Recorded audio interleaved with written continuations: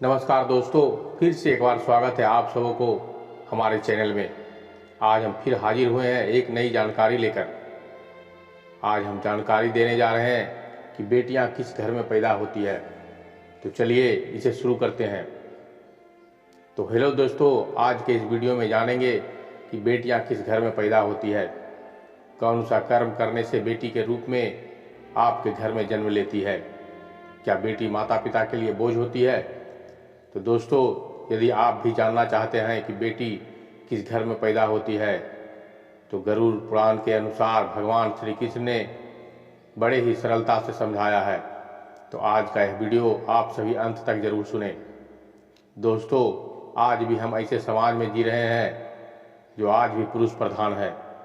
आज भी जब लड़की का जन्म होता है तो अधिकतर घरों में मायूसी छा जाती है। दोस्तों, यह और कुछ नहीं, मनुष्यों की अज्ञानता है।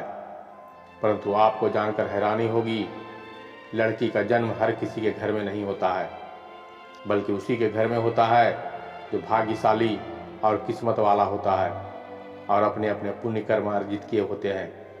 पर आज हम आपको यही बताने वाले हैं कि भगवान कैसे घरों में लड़की का जन्म देने के लिए चुनते हैं, और वह कौन सा पुण्य कर्म है जिसकी वजह से कोई भी इंसान बेटी के माँ बाप बनते हैं।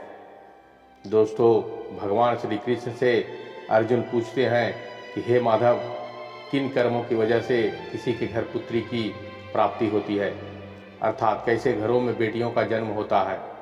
तब श्री कृष्ण जी ने अर्जुन से कहते हैं कि हे पार्थ, अगर किसी के घर बैठे भाग्य से होते हैं तो बेटियां सौभाग्य से होती है, और जो स्त्री या पुरुष अपने पूर्व जन्म में पुण्य कर्म अर्जित किए होते हैं उनके ही एक बेटी के माता पिता होने का सौभाग्य प्राप्त होता है। बेटियों को जन्म के लिए उन्हीं घरों को चुना जाता है जो बेटियों का भार सहन कर सके, क्योंकि तीनों लोकों में स्त्री अर्थात बेटियां ही ऐसी होती है जिसका भार हर कोई सहन नहीं कर सकता।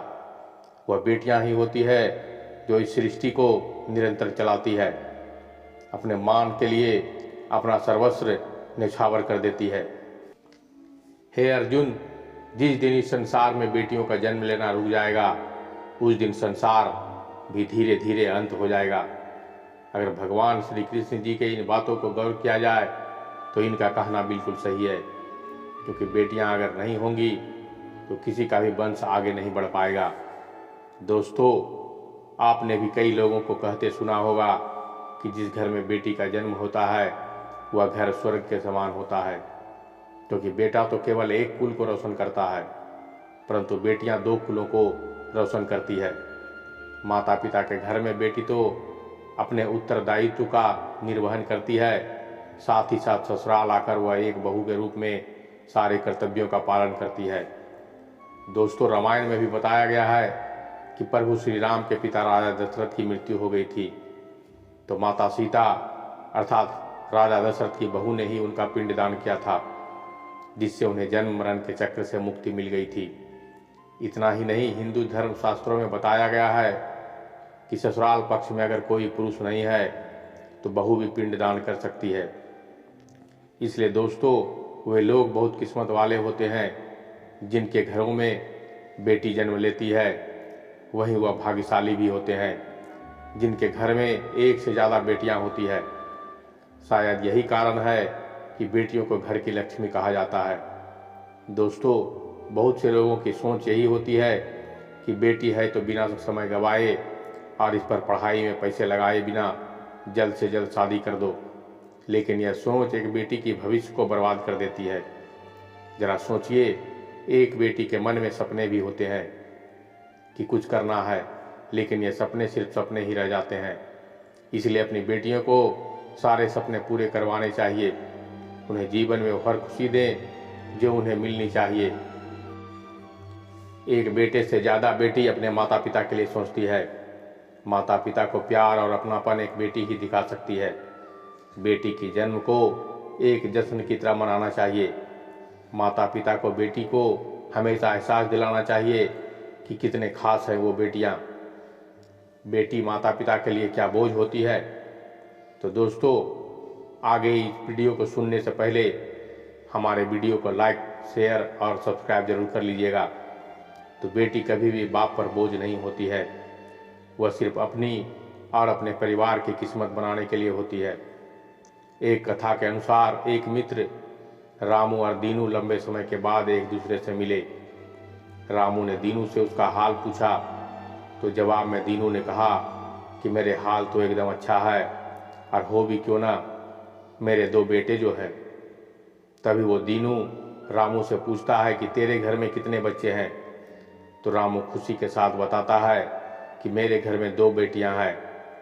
फिर दीनू भगवान को शुक्रिया अदा करता हुआ कहता है कि मैं धन्य हूँ कि मेरे घर में बेटियां नहीं है। यह सुनकर रामू की आंखों में आंसू आ गए। तभी रामू की बेटी ने दीनू से कहती है कि अंकल, भगवान हमेशा भाग्यवान को ही बेटी देते हैं। भगवान उसी को पुत्री का सुख देते हैं जिसके अंदर बेटी पालने की सामर्थ्यता होती है, जो गरीब होकर भी अपनी बेटी को पाल सकता है। तब दीनू एकदम से चुप हो ही गया। एक बार स्वामी विवेकानंद वैष्णो देवी की सीढ़ियां चढ़ रहे थे। उसके बगल से एक किसान अपनी बेटी को कंधे में बैठाकर ऊपर चढ़ रहा था। तभी स्वामी विवेकानंद ने कहा कि बाबा, आपकी बेटी का बोझ आपको भारी लग रहा होगा, इसको मैं उठा लेता हूँ और माता वैष्णो देवी का दरबार तक लेकर चलता हूँ। सबके सामने स्वामी विवेकानंद से वो बाबा ने कहा कि बेटी कभी भी बाप के कंधों पर बोझ नहीं होती है। बेटियां अगर बाप के कंधे पर है तो हर बोझ को हल्का कर देती है। दोस्तों, बेटियां कभी भी धन की भूखी नहीं होती है। बेटियां सिर्फ मान और सम्मान की भूखी होती है। कौन सा कर्म करने पर बेटी के रूप में घर में जन्म लेती है? अब सोचने वाली बात है कि घर में बेटी लक्ष्मी का रूप होती है। गरुड़ पुराण में बताया गया है कि जब आत्मा को नया जन्म मिलता है तो वह आत्मा को शरीर के अनुसार व्यवहार में चलकर अपने कर्म उसे करने पड़ते हैं। शरीर के जरिए कर्म करके एक आत्मा अपने जन्म के उद्देश्य को सार्थक बना सकती है और निरर्थक भी। यदि कोई पुरुष महिलाओं का आचरण करता है, स्वभाव में महिलाओं वाली आदतें ले आता है, या वही काम करना चाहता है जो एक महिला करना चाहती है, तो ऐसे ही पुरुषों का आत्मा स्त्री का रूप धारण करती है। वहीं गरुड़ पुराण में बताया गया है कि यदि कोई व्यक्ति मृत्यु के अंतिम क्षण में किसी स्त्री को याद करते हुए प्राण त्यागता है तो वह अगले जन्म में स्त्री के रूप में जन्म लेता है। वहीं अगर वह अंतिम क्षण में परमेश्वर का नाम लेता है तो वह मुक्ति के मार्ग पर अग्रसर हो जाता है। तो दोस्तों, आज का वीडियो कैसा लगा हमें कमेंट करके ज़रूर बताइएगा। अगर अच्छा लगा हो तो मेरे वीडियो को लाइक कर दीजिएगा। अगर मेरे चैनल से जुड़ना चाहते हैं तो मेरे चैनल को सब्सक्राइब करके बेल नोटिफिकेशन को ऑन कर लीजिएगा। तो मिलते हैं अगले वीडियो में, तब तक के लिए धन्यवाद, नमस्कार।